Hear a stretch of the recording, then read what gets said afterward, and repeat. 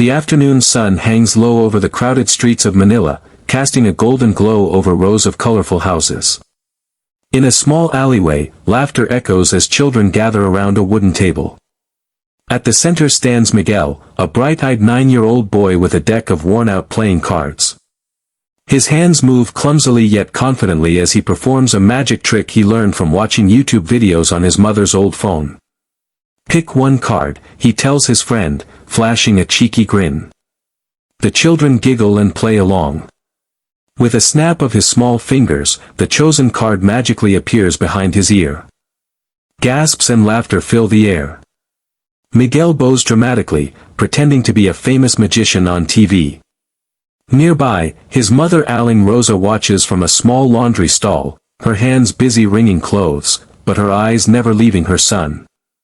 The corners of her lips curve into a proud, quiet smile. Their home is humble, just a one-room space made of plywood and tin, but filled with warmth and laughter. As the sun sets, Miguel sits by the doorway, practicing tricks with rubber bands and coins. "Ma," he says softly, "do you think people in other countries would like my magic?" Rosa kneels beside him, brushing his hair gently.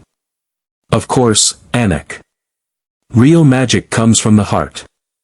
He looks up, eyes shining. "Then one day, I'll show my magic to the world." The camera lingers on Miguel's determined face as the city lights begin to twinkle behind him. The faint sounds of jeepneys and street vendors blend with his mother's soft laughter, a portrait of dreams blooming amid the hum of Manila's everyday life. Morning breaks over Manila. A rooster crows in the distance, and the sound of tricycles fills the narrow streets. Inside their small home, Miguel and his mother Aling Rosa carefully pack a faded suitcase. Inside go his favorite deck of cards, a few magic props made from old cardboard, and a worn teddy bear. Rosa tucks in a small rosary beside his clothes, whispering a prayer under her breath. Miguel looks around their tiny room one last time. On the wall hangs a hand-drawn poster, "The Amazing Miguel, Magician Extraordinaire." He straightens it proudly before closing his bag. Outside, neighbors gather to say goodbye. "Good luck, Miguel," an old man shouts. The kids from the alley cheer and clap as Miguel waves, trying to be brave. Rosa holds his hand tightly as they make their way to the airport, both nervous and excited. At Ninoy Aquino International Airport, Miguel's eyes widen.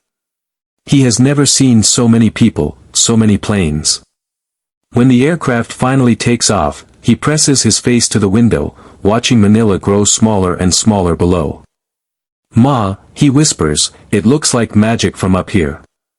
Hours later, through gray clouds, Dublin comes into view. Rain taps gently against the airplane window. Miguel shivers in the cold as they step outside, a world of mist, cobblestones, and strange accents.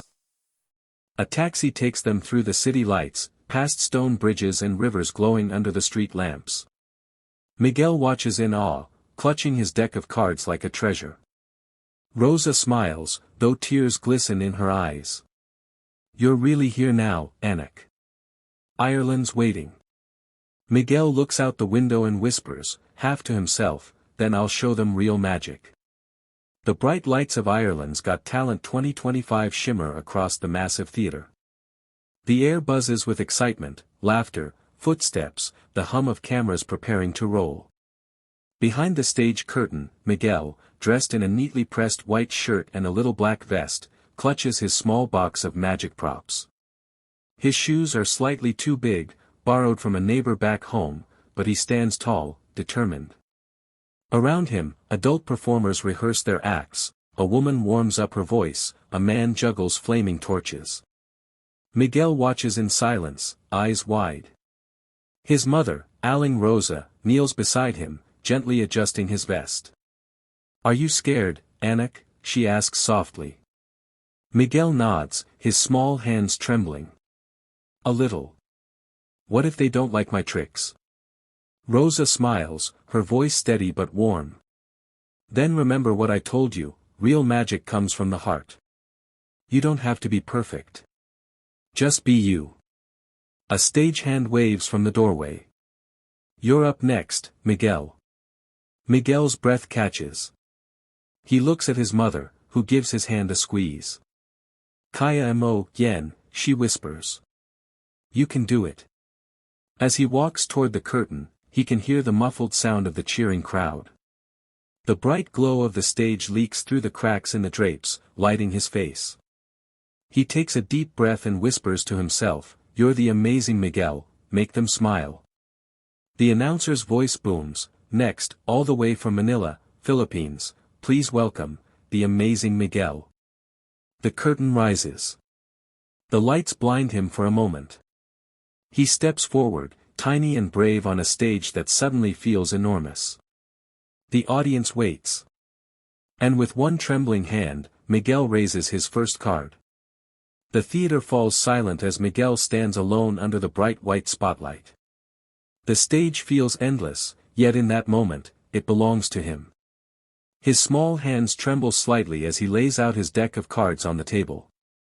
From the judges' panel, for curious faces watch, a mix of surprise and skepticism.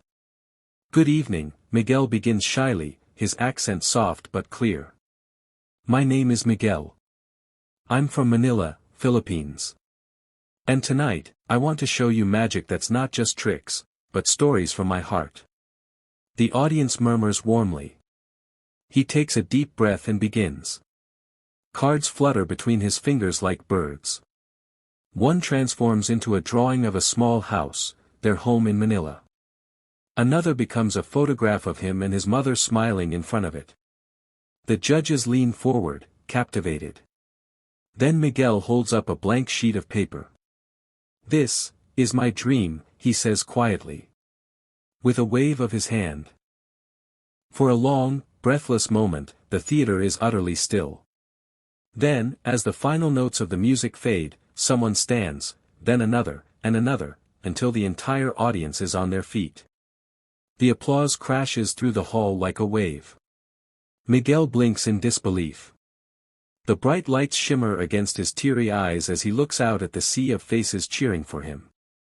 His tiny chest rises and falls, his small hands shaking from adrenaline.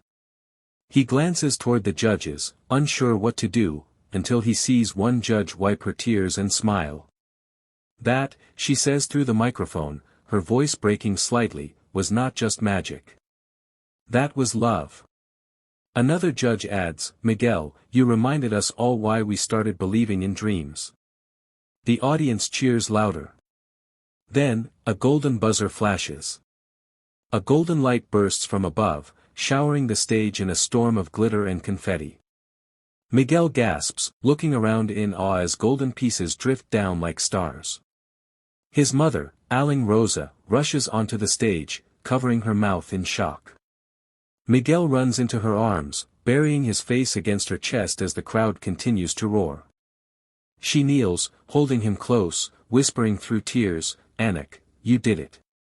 You made them see your heart." A camera zooms in on them, a mother and son, wrapped in an embrace, surrounded by gold and light.